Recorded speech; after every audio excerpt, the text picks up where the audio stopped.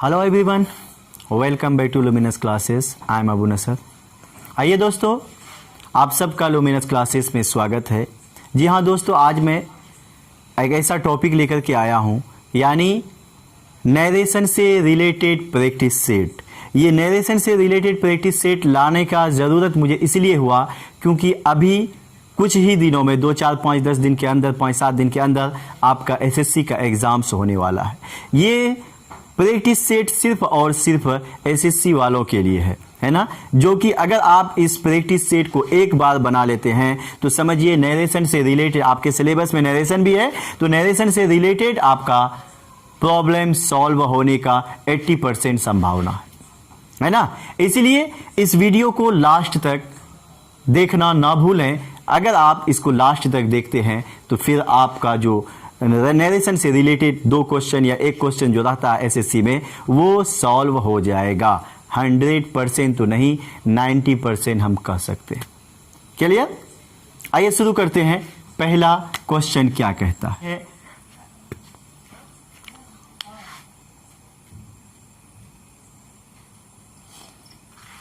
जी चलिए, first question कहता है कि change the following into indirect speech. पहला क्वेश्चन क्या था? पहला क्वेश्चन के बारे में कहा जा रहा था कि चेंज द फॉलोइंग, यानी नीचे जो दिए गए सेंटेंस हैं, देखिए 1 to 5 हमारा, यानी 1 से 5 तक का जो सेंटेंस है, क्वेश्चन है, वो कहता है कि इनडायरेक्ट स्पीच में चेंज करने के लिए कहता है। क्या कहता है? इनडायरेक्ट स्पीच में चेंज करने के लिए कहता है 1 से लेकर के 5 तक।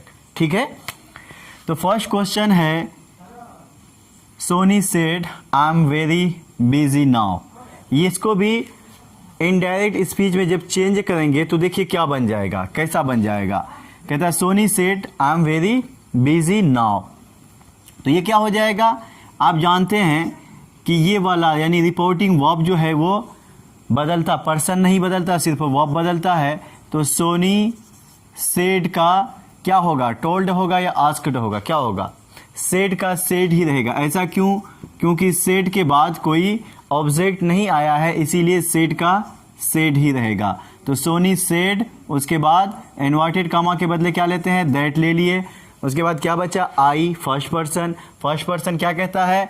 SON रूल तो आप जानते होंगे, 1 2 3। फर्स्ट पर्सन कहता है कि सब्जेक्ट के अकॉर्डिंग चेंज होता है। किसके अकॉर्डिंग? सब्जेक्ट। तो फर्स्ट आई किसके अकॉर्डिंग बदलेगा? सब्जेक्ट। सब्जेक्ट हमारा क्या है? सोनी है ना। सब्जेक्ट क्या है? सोनी है, सॉरी। तो सोनी एक बार नाम यूज हो चुका है ना, एक बार सोनी आ चुका है। दोबारा क्या करेंगे? सोनी के बदले में शी का यूज करेंगे, यानी किसी प्रोनाउन का यूज करेंगे। ठीक है, सोनी के बदले में प्रोनाउन। तो प्रोनाउन क्या होगा? शी होगा। इसलिए क्या हो जाएगा? आई एम वेरी बिजी है तो आई किस में बदल जाएगा?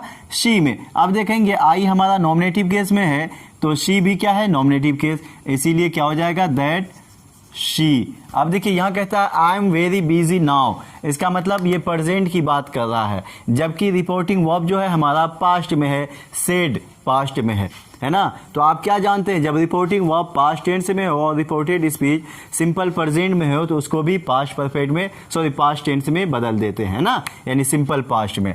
तो क्या हो जाएगा? That I am very busy. तो एम किस में चेंज हो जाएगा?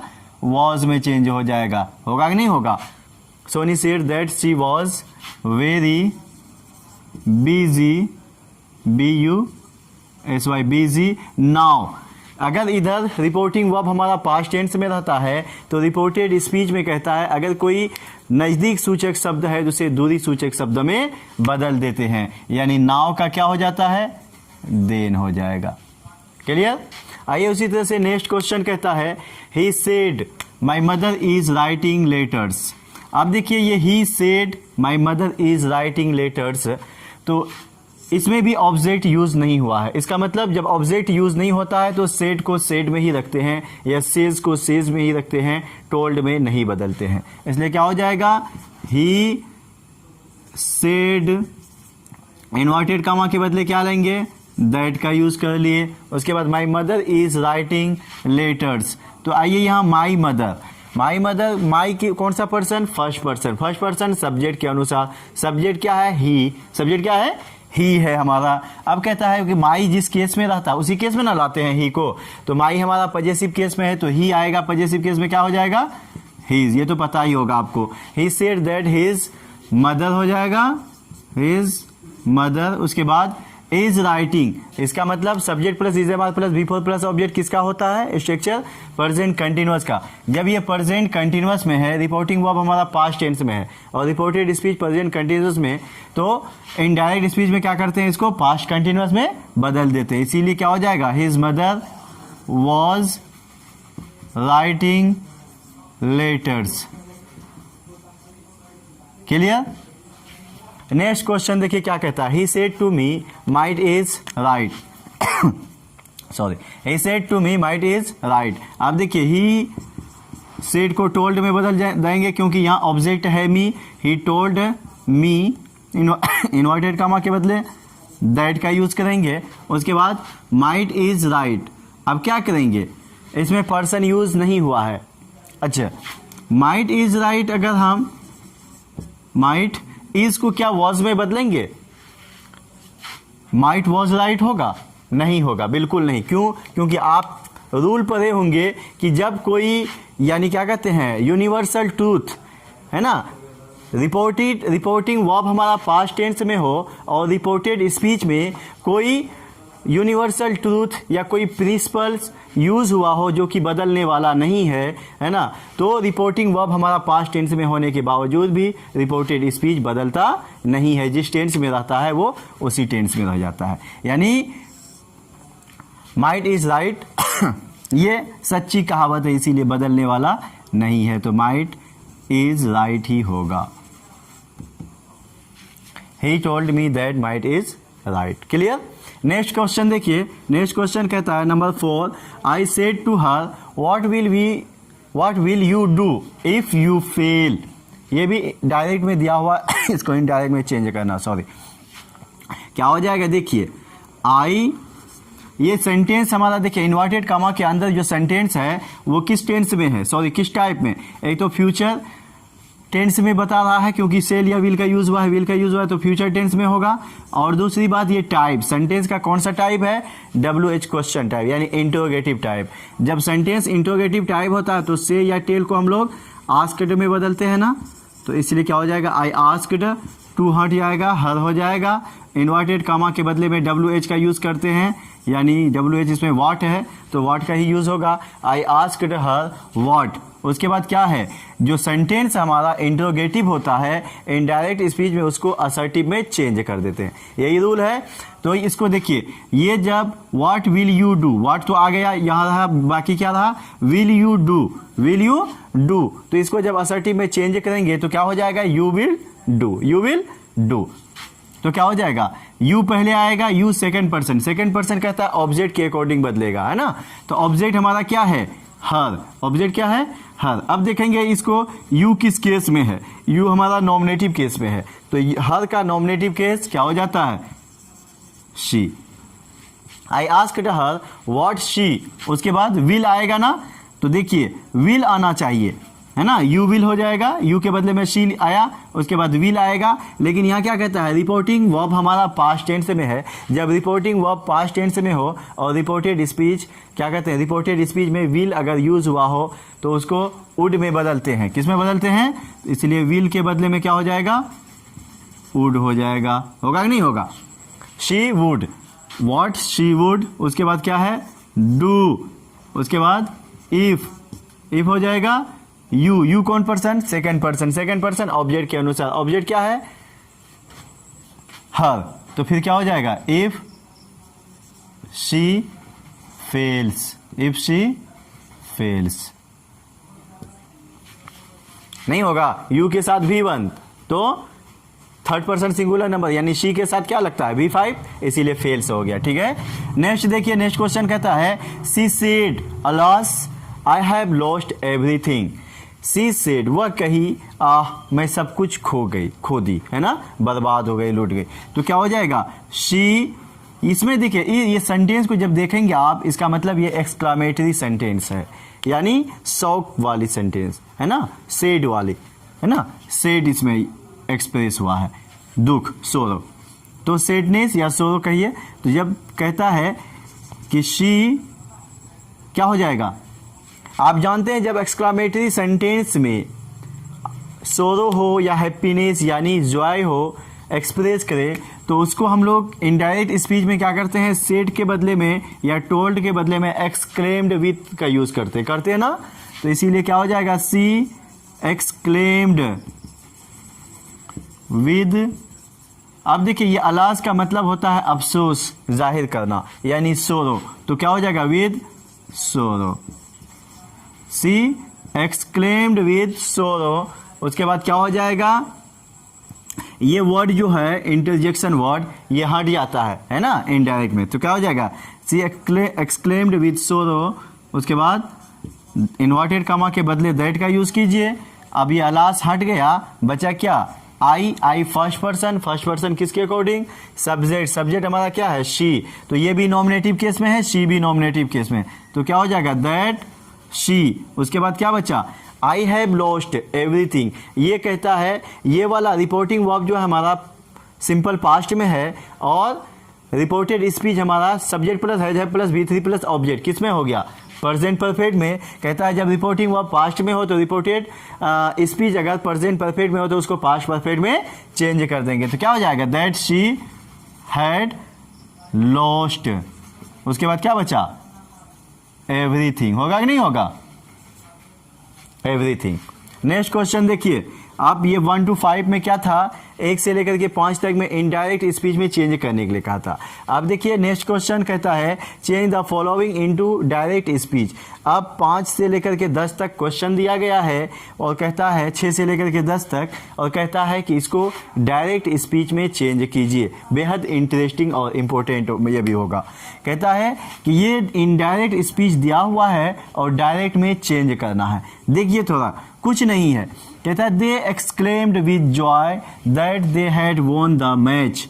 आप क्या जानते हैं, एक्सक्लेम्ड विद जॉय या एक्सक्लेम्ड विद सोरो ये कब यूज होता है, जब सेंटेंस हमारा इंट्रोगेटिव होता है, सॉरी एक्सक्लामेटरी होता है। क्या होता है, जैसा कि अभी हमने देखा था, जब सेंटेंस हमारा एक्सक्लामेटरी होगा तब एक्सक्लेम्ड विद का यूज करते हैं ना।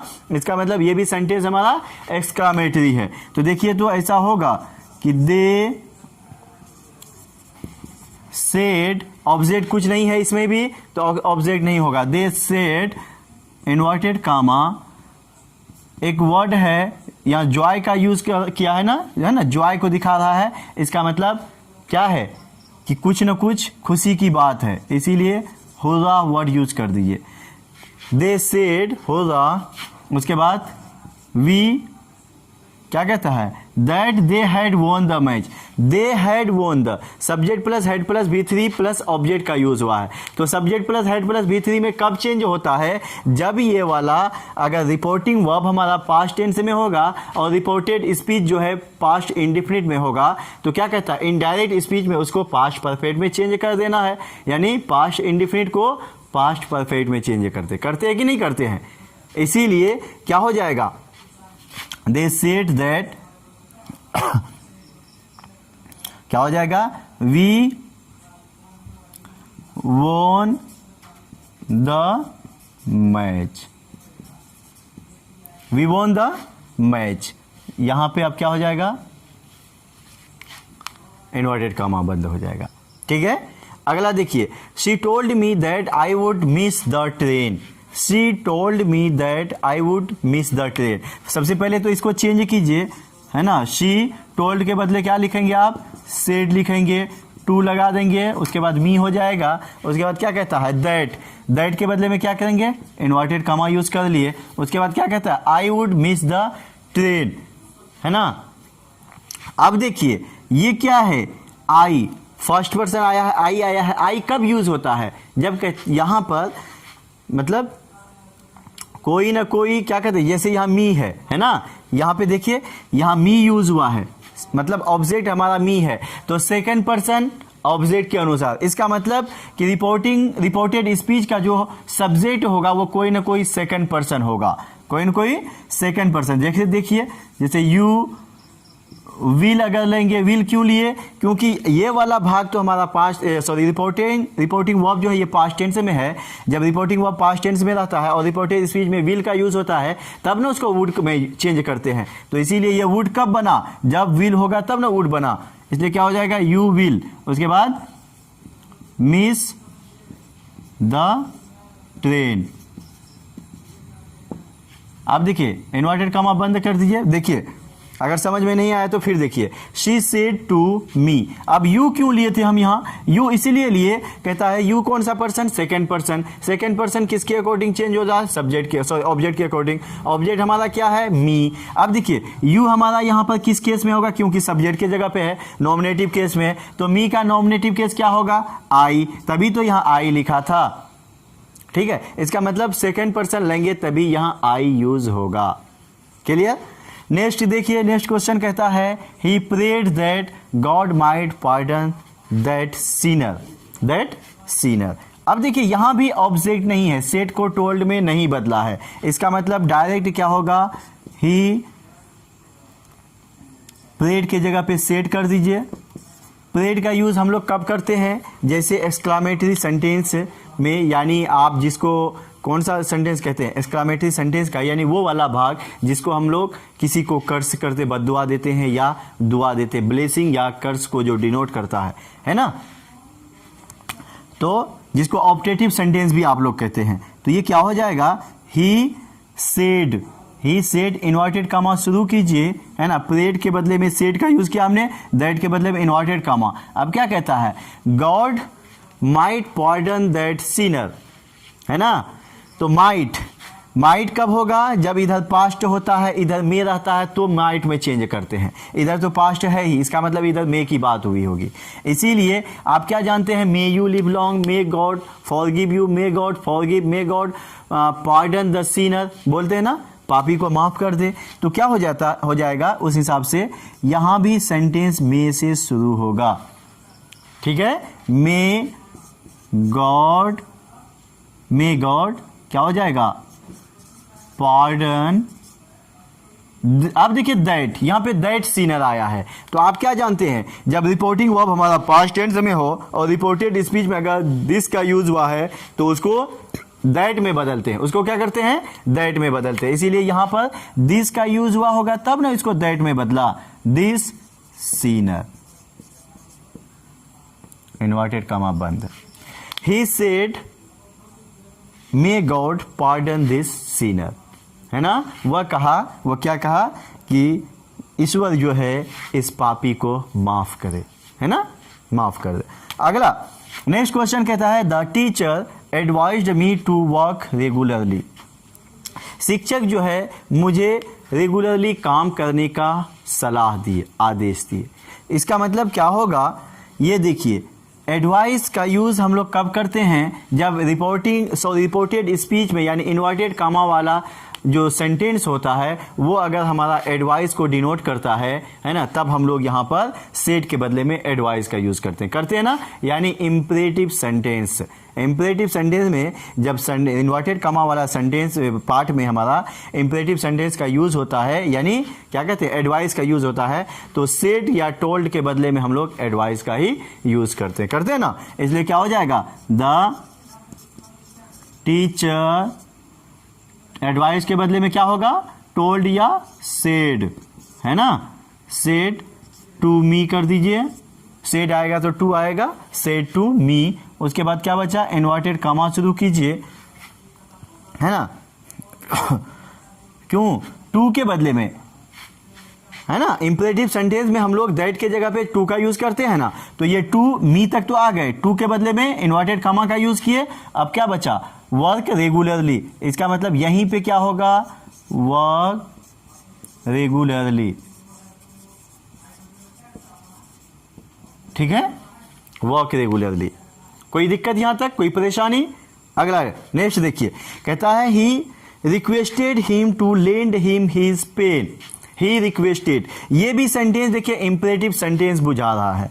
क्यों, क्योंकि यहाँ पे सेड या टोल्ड के बदले में रिक्वेस्टेड का यूज हुआ है। तो रिक्वेस्टेड का इस्तेमाल, रिक्वेस्टेड का यूज कब होता है, जब सेंटेंस हमारा इंपरेटिव सेंटेंस में रिक्वेस्ट को डिनोट करता हो, है ना, तभी। यानी इन्वर्टेड कामा में अगर रिक्वेस्ट वाला इंपरेटिव सेंटेंस का रिक्वेस्ट वाला सेंटेंस यूज हुआ है, तब हम लोग सेड या टोल्ड के बदले में रिक्वेस्टेड का यूज करते हैं ना। इसका मतलब यहां पर क्या होगा, ही रिक्वेस्टेड की जगह पे सेड हो जाएगा, उसके बाद क्या बचा, हिम, तो टू हिम हो जाएगा, ही रिक्वेस्टेड हिम।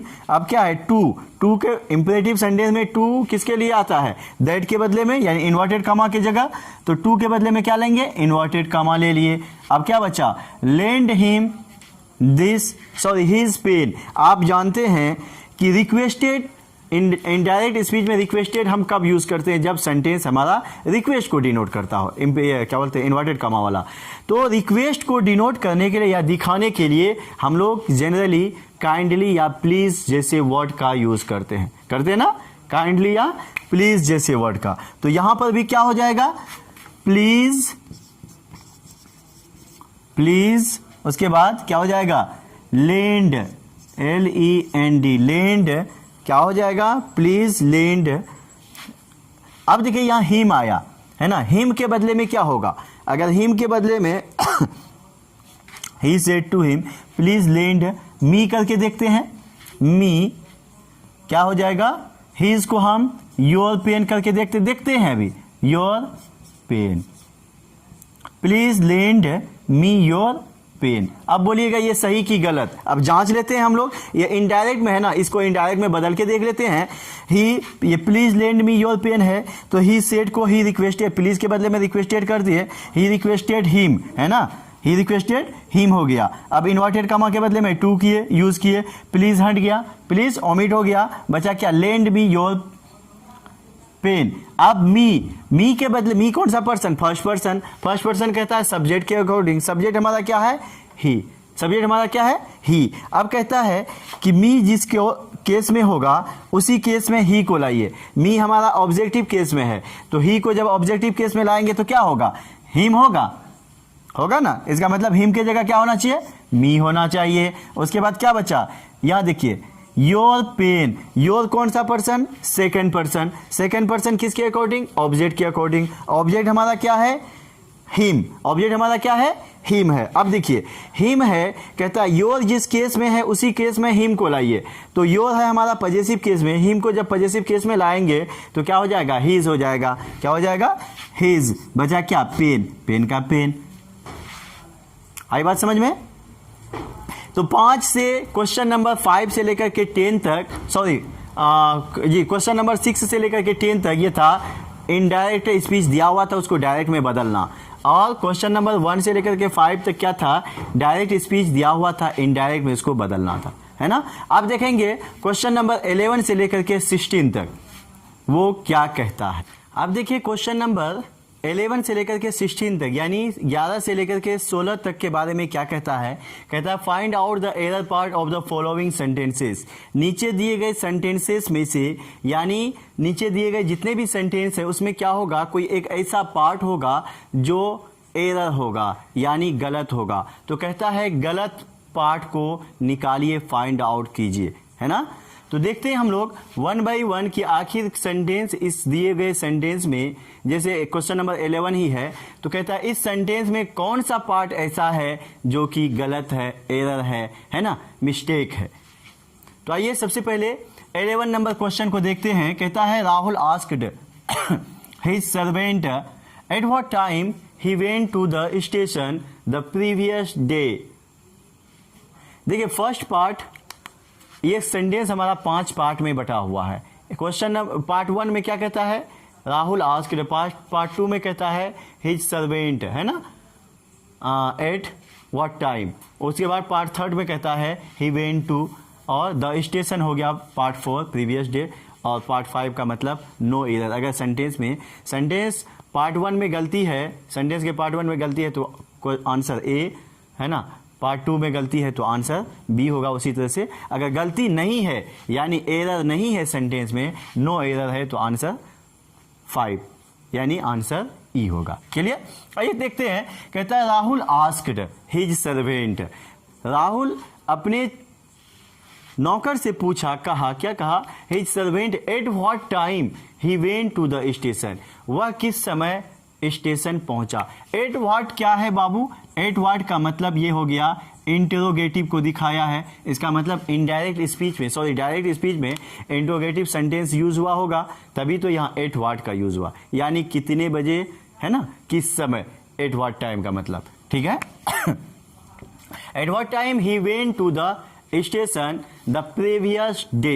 अब देखिए यहाँ हमारा जो क्या कहते हैं उसको, कि इस सेंटेंस को पकड़ने के लिए एक हमारा की दिया हुआ है, समझिए, गलती को पकड़ने के लिए। द प्रीवियस डे, हम सब अच्छी तरह से जानते हैं कि प्रीवियस डे का यूज कब करते हैं, जब इनडायरेक्ट स्पीच में, सॉरी क्या कहते हैं, डायरेक्ट स्पीच में हमारा क्या कहते हैं उसको, कि रिपोर्टिंग वर्ब पास्ट टेंस में हो और रिपोर्टेड स्पीच में क्या कहते हैं यस्टरडे यूज हुआ हो या फिर लास्ट डे यूज हुआ हो, तब हम लोग इनडायरेक्ट स्पीच बनाते समय उसको क्या करते हैं, प्रीवियस डे में बदल देते हैं। यही जानते हैं ना, क्या जानते हैं हम, कि जब रिपोर्टिंग वर्ब में पास्ट टेंस, जब रिपोर्टिंग वर्ब पास्ट टेंस में होता है और रिपोर्टेड स्पीच में यस्टरडे यूज हुआ हो या लास्ट डे यूज होता है, तब उसको हम लोग इनडायरेक्ट स्पीच में क्या करते हैं, प्रीवियस डे में बदल देते हैं, ठीक है। यही हमारा पहचानने का लॉजिक था, पकड़ने का लॉजिक। अब देखिए ये तो लॉजिक हो गया पकड़ने का। दूसरा ये जानिए कि जब यहाँ क्या कहते हैं कि लास्ट डे या यस्टरडे का यूज हुआ होगा, तो यस्टरडे या लास्ट डे का यूज कब होता है, पास्ट टेंस में होता है ना। इसका मतलब रिपोर्टेड स्पीच वाला भाग में पास्ट टेंस का यूज हुआ होगा, है ना। रिपोर्टिंग वर्ब तो पास्ट टेंस में होगा और रिपोर्टेड स्पीच में पास्ट टेंस का यूज हुआ होगा, जिसको कि इनडायरेक्ट स्पीच में बनाते समय क्या किया, क्या कहते हैं, यस्टरडे को प्रीवियस डे में बदला ना। इसका मतलब लास्ट डे या यस्टरडे कब यूज हुआ होगा, जब रिपोर्टेड स्पीच में, सॉरी क्या कहते हैं, इन्वर्टेड कमा वाला वाक्य में, यानी रिपोर्टेड स्पीच में पास्ट टेंस यूज हुआ होगा। अब सोचिए कि कौन सा टेंस यूज हुआ होगा, पास्ट का कौन सा टेंस, कौन सा फॉर्म यूज हुआ होगा कि इसको द प्रीवियस डे में बदला, है ना। अब सोचिए यस्टरडे या लास्ट डे जनरली हम लोग सिंपल पास्ट में यूज करते हैं। किस में यूज करते हैं, सिंपल पास्ट, यानी subject plus V2 plus object में। जब सिंपल पास्ट का यूज हम पास्ट इंडिफिनिट टेंस या सिंपल पास्ट का यूज अगर हम डायरेक्ट स्पीच में करते हैं, तो इनडायरेक्ट स्पीच में वो क्या हो जाता है, पास्ट परफेक्ट में बदलता है कि नहीं बदलता है। रूल कहता है कि when the reporting verb is in past tense and reported speech is in simple past, then in indirect speech we change the past indefinite tense यानी simple past into past perfect tense. जानते हैं ना। तो वही rule, उसी rule के according क्या हो जाएगा बाबू, ये जो है ही वेंट। अब देखिए यहां सब कुछ बदल दिया है, यस्टरडे को प्रीवियस डे में कर दिया, है ना, लेकिन ये वाला जो है, जबकि ये भी बदलेगा ना, इसको बदला नहीं है। कहता he went to the station, जबकि ये he went to the station, तो ये डायरेक्ट में ही था। At what time he went to the station, ये कहाँ था, डायरेक्ट में ही था। इनडायरेक्ट में बदलेगा ना, क्योंकि रिपोर्टिंग वर्ब हमारा पास्ट टेंस में है, तो रिपोर्टेड स्पीच अगर सिंपल पास्ट में है तो इनडायरेक्ट स्पीच में क्या हो जाएगा, पास्ट परफेक्ट में बदल जाएगा, जो कि यहाँ बदला नहीं। इसलिए he went to the station के जगह पे क्या हो जाएगा, ही हैड गॉन, होगा कि नहीं होगा, he had gone to the station. इसका मतलब मिस्टेक हमारा पार्ट थर्ड में था। क्लियर। नेक्स्ट क्वेश्चन देखिए, the general commanded the soldiers that march quickly, that march, यहां मार्च का मतलब मार्च करना, march, this is not the name of month, है ना, मंथ महीना का नाम मार्च नहीं है। यहां मार्च का मतलब मार्च जो रोड पे करता है ना, जुलूस टाइप का जो निकलता है, तो वही मार्च की बात हो, यहां मार्च वर्ब है। अब देखिए कहता है जनरल कमांडेड, कमांड या रिक्वेस्ट या एडवाइस या ऑर्डर का यूज कब होता है, जब सेंटेंस हमारा इन्वर्टेड कमा वाला सेंटेंस इंपरेटिव हो, है ना। तो वही चीज होगा यहाँ, इंपरेटिव सेंटेंस होगा। कहता है the general commanded the soldiers, general जो है ना, कमांडर का यानी चीफ जो होता है उसको जनरल बोला जाता है, वो क्या किया, अपने सैनिक को आदेश दिया, है ना, द मार्च क्विकली, क्या करने के लिए, मार्च करने के लिए। तब यहां क्या हो जाएगा, दैट मार्च नहीं होगा, कि मार्च करो, ऐसा नहीं, बल्कि मार्च करने के लिए आदेश दिया। आप जैसे जानते हैं कि इंपेरेटिव सेंटेंस में हम लोग किसका, इन्वर्टेड कामा के बदले में टू का यूज करते हैं। असर्टिव सेंटेंस में इन्वर्टेड कामा के बदले दैट का यूज होता है, लेकिन इंपेरेटिव सेंटेंस में इन्वर्टेड कामा के बदले टू का यूज होता है। तो इसलिए यहां दैट के बदले में क्या यूज होना चाहिए, टू। होगा कि नहीं होगा? कहता है the general commanded the soldiers to march quickly, जल्दी से मार्च करने के लिए कहा, यानी जल्दी से निकलने के लिए, है ना, जाने के लिए कहा। ठीक है, दैट नहीं होगा यूज। तो आंसर क्या हो जाएगा, सी, यानी थर्ड पार्ट जो है उसी में एरर था। नेक्स्ट क्वेश्चन देखिए, नेक्स्ट क्वेश्चन कहता है the stranger asked the policeman that which road would lead to the station. अब देखिए द स्ट्रेंजर आस्क्ड, इसका मतलब आस्क्ड का यूज हुआ है तो जनरली सेंटेंस इंट्रोगेटिव हो सकता है।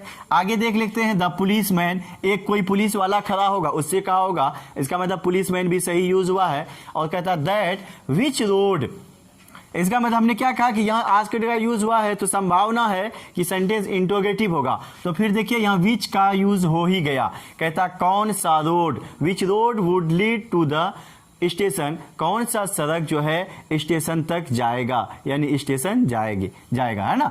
तो कहता है विच रोड, इंट्रोगेटिव है ना। जब सेंटेंस हमारा इंट्रोगेटिव होता है तो इनडायरेक्ट स्पीच में क्या करते हैं हम लोग, इन्वर्टेड कामा के बदले में किसका यूज करते हैं। ये जानिए कि इंट्रोगेटिव सेंटेंस में दैट का यूज होता ही नहीं है, बल्कि क्या करते हैं हम लोग, इन्वर्टेड कामा के बदले में जो WH क्वेश्चन होता है, अगर सेंटेंस क्वेश्चन जो है इंट्रोगेटिव, अगर यस नो टाइप इंट्रोगेटिव है तो इफ या वेदर का यूज करते हैं इन्वर्टेड कामा के बदले में। अगर क्वेश्चन जो है WH टाइप क्वेश्चन, इंट्रोगेटिव जो है WH टाइप क्वेश्चन में रहता है तो फिर इन्वर्टेड कामा के बदले में उसी WH वर्ड का यूज करते हैं। इसका मतलब यहां देखिए कितना बड़ा भूल किया है ना, कितना बड़ा एरर डाला है। कहता है विच का, यानी WH का भी यूज कर लिया और प्लस दैट का भी यूज किया, जो कि इम्पॉसिबल है, ऐसा कभी हो नहीं सकता। हो सकता है दैट का यूज होता है असर्टिव में और विच का यूज होगा कब, इंट्रोगेटिव में, तो दोनों एक जगह कैसे यूज होगा, इसलिए दैट का यूज यहां पे नहीं होना चाहिए। तो इस सेंटेंस के भी थर्ड पार्ट में मिस्टेक है, नहीं हुआ, इसलिए आंसर सी हो जाएगा, आंसर 3 हो जाएगा। क्लियर? नेक्स्ट क्वेश्चन देखिए सॉरी, नेक्स्ट क्वेश्चन कहता है, क्वेश्चन नंबर 14 कहता है I asked him how far had he come in his research but he just refused to give me a straight answer। कहता है I asked him, ये भी क्या है, आस्क लगा हुआ है कुछ देर के लिए हमको सोचना चाहिए, हो सकता है सेंटेंस इंट्रोगेटिव होगा। कहता है I asked him how far, कितना दूर, how far had he come in his research, कि वह कितना दूर तक अपने रिसर्च में कितना दूर तक आप पहुंचा, है ना। अब देखिए सेंटेंस क्या है, कितना दूर तक, कहां तक, यानी कितना दूर का मतलब यहां पे कहां तक पहुंचा। तो कहां तक क्या है, क्वेश्चन है कि नहीं है, इंट्रोगेटिव है, सवाल है।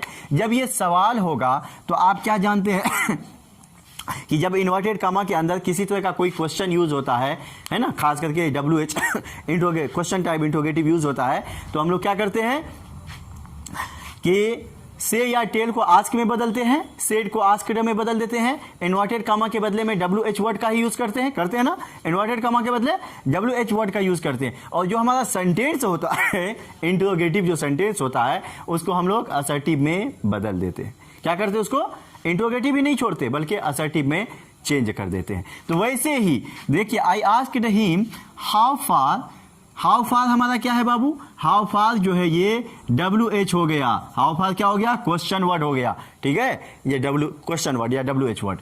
उसके बाद जब ये WH हो गया तो हैड ही कम, ये भी तो इंट्रोगेटिव है ना, जबकि रूल कहता है इंट्रोगेटिव को असर्टिव में चेंज कर दीजिए। तो असर्टिव में चेंज करने के लिए क्या करते हैं, अगर इंट्रोगेटिव में WH plus head plus subject plus V3 plus object है तो असर्टिव में क्या हो जाता है, subject plus head plus V3 होता है कि नहीं होता है। वही चीज करना था यहाँ पे। कहता हाउ फार हैड ही, ये इंट्रोगेटिव है तो ही हैड हो जाना चाहिए, इनडायरेक्ट स्पीच है ना, इनडायरेक्ट स्पीच में क्या करते हैं, असर्टिव में चेंज कर देते हैं। हैड ही के बदले क्या होना चाहिए, he had come in his research. समझ गए बात? इसका मतलब ये फर्स्ट पार्ट में ही मिस्टेक था। ठीक। नेक्स्ट क्वेश्चन देखिए बाबू। नेक्स्ट क्वेश्चन कहता है question number 15, when the mother saw an elephant, जब माँ एक हाथी को देखा, कमिंग टुवार्ड्स द चिल्ड्रेन, बच्चे के तरफ आते हुए देखा हाथी को, शी क्राइड आउट, वह चिल्लाई, and asked them to run away, और उन लोगों से भागने के लिए कहती है। अब देखिए ये सेंटेंस पास्ट की बात कर रहा है। किसकी बात कर रहा है? कि when the mother saw, V2 का यूज हुआ है। कहता जैसे ही माँ, जब माँ एक हाथी को बच्चों के तरफ आते हुए देखी, पास्ट की बात है, देखी, सी क्राइड आउट, वह चिल्ला। यहां भी देखिए V2 का यूज हुआ है। देखिए पकड़ने का तरीका क्या है, यहां पे भी V2 का यूज हुआ है, यहां भी क्राइड आउट V2 का यूज हुआ है ना, वह चिल्ला उठी, एंड आस्क्ड देम, और उन लोगों से कही। बात किसकी हो रही है? पास्ट की। यहां भी V2 का यूज हुआ पास्ट का, यहां भी पास्ट का यूज, लेकिन यहां देखिए एंड आस्क्ड देम, यहां पर V1 का यूज कर लिया। जब हमारा रिपोर्टिंग वर्ब पास्ट टेंस में होता है तो रिपोर्टेड भी किस में होता है? पास्ट में ही होता है। या ये कहिए कि जब पहला वर्ब हमारा पास्ट में आएगा तो उसके बाद जो भी वर्ब यूज होगा वो भी पास्ट में होगा कि नहीं होगा? इसीलिए क्या हो जाएगा? आस्क की जगह पे आस्क्ड होना चाहिए V2, क्योंकि साव V2 है, क्राइड V2 है, तो इसलिए आस्क नहीं होकर के आस्क्ड होना चाहिए। क्लियर? अब देखिए अगला क्वेश्चन कहता है, next question, they wished the bride groom and the bride, वे लोग जो है दूल्हे और दुल्हन को क्या दिया? विश किया, है ना, बधाई दिया। उसके बाद that their married life might be successful, कि उन लोगों की जिंदगी जो है क्या हो? सक्सेसफुल हो, सफल बने। अब देखिए विश्ड, विश करते हैं ना, ग्रीट करते हैं, विश करते हैं, तो ये विश भी किया।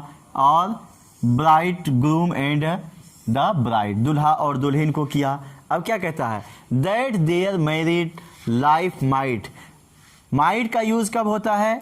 जब रिपोर्टिंग वर्ब हमारा पास्ट टेंस में होगा और रिपोर्टेड स्पीच में कोई ऑप्टेटिव सेंटेंस यानी एक्सक्लामेटरी सेंटेंस है जिसमें विश या ग्रीट का यूज़ करते हैं, जिसमें दुआ या बद्दुआ का यूज़ करते हैं, उस तरह का सेंटेंस होता है। और उसमें मे का यूज़ होता है। मे यू लिव लॉन्ग, जैसे इससे पहले कोई सेंटेंस देखे थे, may you live long, may you die, है ना, may Allah keep you happy, may God bless you बोलते हैं ना।